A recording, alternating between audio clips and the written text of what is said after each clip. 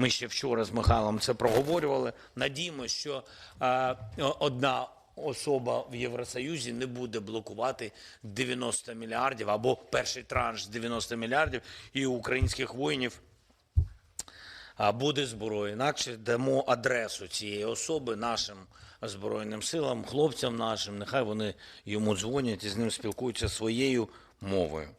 Що стосується протиповітряної оборони, також це для нас важливо. Пріоритет залишається захистити небо, збільшити якість збиття цілей нашими перехоплювачами.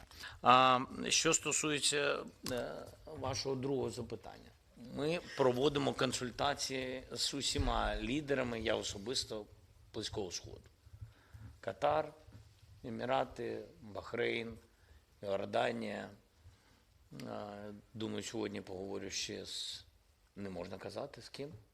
Чому? Думаю, сьогодні поговорю ще з кимось.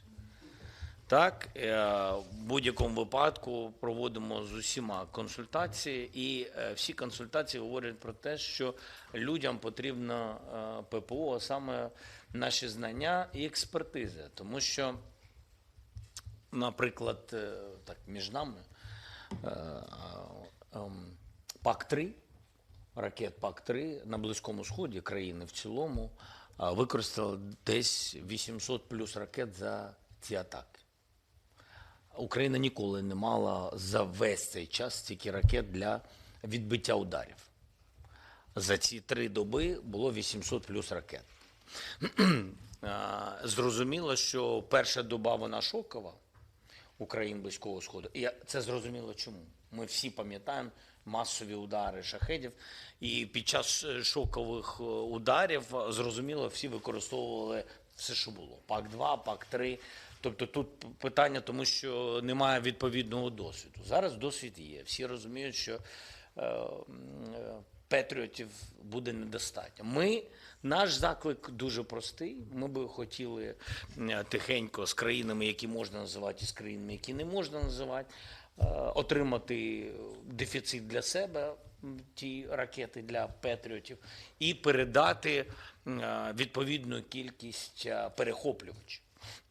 Мав я вчора консультації з усіма, від главкома, начальника Генштабу, міністра оборони, наших військових, менеджмент, розвідки тощо. Ми чітко зрозуміли, яка кількість нам потрібна і яку кількість ми можемо додатково дуже швидко виробляти, якщо буде у нас ось такий діалог з нашими партнерами. А окрім цього, експертизу ми дамо точно для захисту цивільних і, до речі, для захисту нафтової інфраструктури, яка, ви бачите, як впливає на весь світ, ми точно нашу експертизу дамо. Ми в контакті.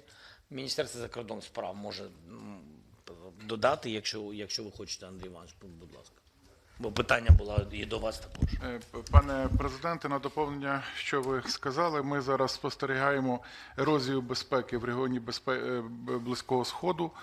Безпека цього регіону пов'язана із нашою безпекою, адже Іран становив глобальну терористичну загрозу, створював ядерні ризики, а також постачав озброєння до Росії. Відповідно, ми політико-дипломатично відреагували, висловили солідарність як на рівні глави держави, так і на рівні інших залучених відомств. Засудили акт агресії Ірану щодо країн регіону. І так, як президент вже сказав, на сьогодні наша бойова експертиза, бойовий досвід і технології є одним з найбільших надбань як наших військових, так і українського геополітичного позиціонування. Ми отримали запити від наших партнерів про відповідну взаємодію. Зараз ми обговорюємо певні конкретні часові рамки і конкретні практичні кроки, аби все це втілити і внести свій вклад у деескалацію і зменшення безпекових викликів в регіоні. Дякую щодо зміщення дати перемовного процесу. Нам всім складно зараз коментувати зміщення через війну в Ірані. І тільки з цим це пов'язано, хоча обмін вже почався у нас обмін. Вже пройшов, да? Да. Обмін 200 людей сьогодні ми отримали. Завтра буде продовжено обмін. Наша група молодці. Я вважаю, що йде обмін. Це прекрасно, що люди будуть повертатись додому. Тобто це паралельні треки. Це ще раз говорить, що зміщення дати не через те, що трьохстороння група не працює, а через те, що йдуть бойові дії на Близькому Сході. Ми чекаємо на дату від американських партнерів. Тепер, що стосується того, що коли. Скажу чесно, я б його не відновлював би. Це моя позиція. Я її сказав керівникам Європи і сказав ті, хто дзвонили до мене з цим питанням, а також до керівництва Європейського Союзу. Тому що це російська нафта. І є деякі речі, принципи, які не мають ціни просто. Вони нас вбивають, а ми повинні дати нафту Орбану, бо він, бідненький, без цієї нафти виграти не може вибори. Тому це моя позиція. Але так як сьогодні ситуація наступна, що Європейський Союз не має в цьому секреті, вони говорять, що 90 мільярдів будуть заблоковані, якщо Україна не почне відновлювати цей трубопровід. Ми можемо передати інформацію, що впродовж цих 1,5 місяця відновлення можливе. Якщо країни Європейського Союзу не знайдуть іншого варіанту, як по-іншому не блокувати для України гроші для наших військових, а тільки через те, що ми повинні дати російську нафту Угорщині і Словаччині.